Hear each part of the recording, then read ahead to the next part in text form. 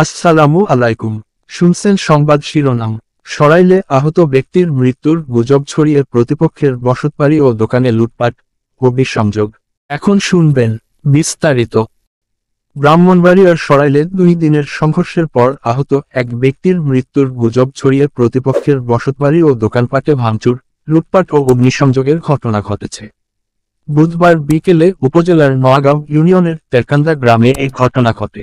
পরে উপজেলা নির্বাহীর কর্মকর্তা ইউএনও মোহাম্মদ মোশাররফ হোসেনের নেতৃত্বে সেনাবাহিনীর একদল সদস্য ও পুলিশ ঘটনাস্থলে পৌঁছালে পরিস্থিতি নিয়ন্ত্রণে আসে।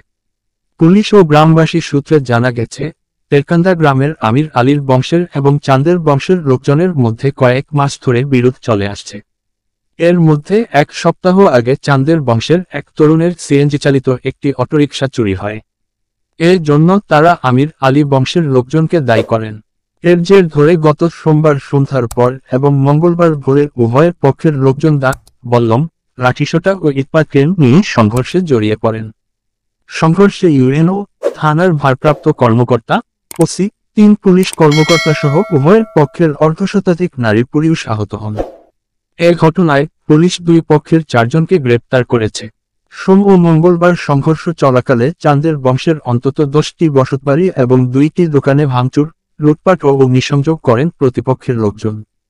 আজ বেলা 2টার দিকে মসজিদের মাইকে প্রচার করা হয়, সংঘর্ষে আহত চাঁদের বংশের জসিম উদ্দিনের অবস্থা সংকটাপন্ন। এর জন্য মাইকে গ্রামবাসীর কাছে দোয়া চাওয়া হয়। বেলা 3টার দিকে গ্রামে গুজব ছড়ানো হয়, জসিম উদ্দিন মারা গেছেন। এমন খবরে আমির আলীর বংশের লোকজন গ্রাম ছাড়তে থাকেন। কিছুক্ষণ পর চাঁদের বংশের লোকজন লাঠিসোঁটা নিয়ে প্রতিপক্ষের লোকজনের বসতবাড়ি ও দোকানে হামলা চালিয়ে ভাঙচুর লুটপাট করতে থাকেন। অগ্নিসংযোগ করা হয় অন্তত 8টি খড়ের স্তূপে। আমির আলীর বংশের জামাল মিয়ার মুদি দোকানে ভাঙচুর করে সব লুটে নেওয়া হয়। এ সময় জামাল মিয়ার স্ত্রী খাদিজা বেগম দোকান রক্ষায় এগিয়ে এলে তাকে মারধর করা হয়। খবর পেয়ে বিকেল 4টার দিকে ইউএনও নির্বাহীর ম্যাজিস্ট্রেট মোহাম্মদ মোশাররফ হোসেনের নেতৃত্বে সেনাবাহিনীর একদল সদস্য ও পুলিশ ঘটনাস্থলে পৌঁছালে হামলাকারীরা পালিয়ে যান। ইউএনও মোশাররফ হোসাইন বলেন, আহত এক ব্যক্তির মৃত্যুর খবর প্রচার করে এমনটি করা হয়েছে বলে মনে হচ্ছে। আমরা ঘটনাস্থলেই আছি। পরিস্থিতি শান্ত রয়েছে। আমরা সবাইকে শান্ত থাকার আহ্বান করছি। সরাইল থানার ওসি মোহাম্মদ রফিকুল হাসান বলেন, চাঁদের বংশের লোকজন অনেকটা কোণঠাসা অবস্থার মধ্যে ছিলেন। তাদের পক্ষের আহত একজন ঢাকায় মারা গেছেন, এমন খবর প্রচার হলে আজকের এ অবস্থার সৃষ্টি হয়। ওই লোক আদৌ মারা গেছেন কিনা আমরা জানি না। দায়িত্বশীল কোনো সূত্র থেকে আমরা এমন কোনো খবর পাইনি। এটি গুজব বলেই মনে হচ্ছে। এই যে এরা মনে করি 15-20 জন আমাদের এখানে একটা লোক নাই, সবাই বাড়িতে একটা পুরুষ লোক নাই, মহিলারা শুধু আমি একাই হেন নামাজে মনাজাত ধরছি জনিয়া করছে। আমি বাজান আমার দোকানটা আপনারা বাইঙ্গেন না, আমার দোকানটা আপনারা বাইঙ্গেন, আপনার ফাওয়া ধরে কসুদানি তুই যা আমার রান্দা দা ফাঁসার ভিতরে কথা দিছে দিয়ে সাইড আমার দোকানটা সবটা 30 যেটা আছে 25,000 টাকা আছে আমার হাতে। আমি টাকাটা তো নিব গো, আমি টাকাটা লে জান পাচ্ছাম, টাকাটা শুধু মাথায় খাইরা নিছে নিয়ে এসে ফাঁসার ভিতরে কথা মারছে।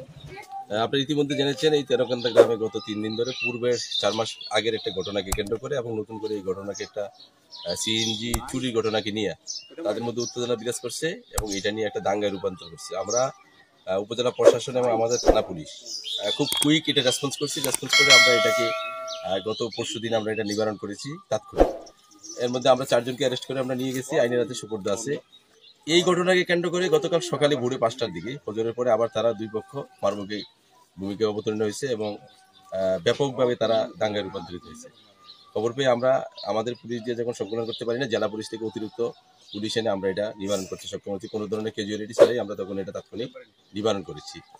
এখন আজকে একজন লোক জসিম মিয়া জনকে জসিম মারা গেছে মন মেয়ে আমরা এখনো নিশ্চিত হতে পারিনি। এরকম এটা হয়তো গুজব হতে পারে বা সত্যি হতে পারে। এটাকে কেন্দ্র করে তারা আবার তারা আক্রমণাত্মক হয়ে বিরোধী পক্ষের বাড়িঘর লুটপাট এবং ভাঙচুর করার জন্য আক্রমণ করেছিল।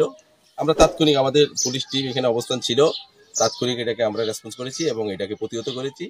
এই খবর পেয়ে আমি এবং ইউনো মহোদয় আসছেন এবং আমাদেরকে সর্বাত্মক সহযোগিতা করার জন্য সেনাবাহিনীর 2টা প্লাটুন আমাদের সাথে সংযুক্ত হয়ে এখানে আসছেন। আমরা অভিযান পরিচালনা করছি, বাড়িঘরে ব্যাপকভাবে অভিযান পরিচালনা করছি। আমরা অ্যারেস্ট করার মতো কাউকে খুঁজে পাইনি। তারা বিলে এবং বন্ধে আছে, আপনারা দেখতে পাচ্ছেন। আমরা বিলে বন্ধে অভিযান পরিচালনা করতেছি, আমাদের সেই কার্যক্রমটা অব্যাহত থাকবে।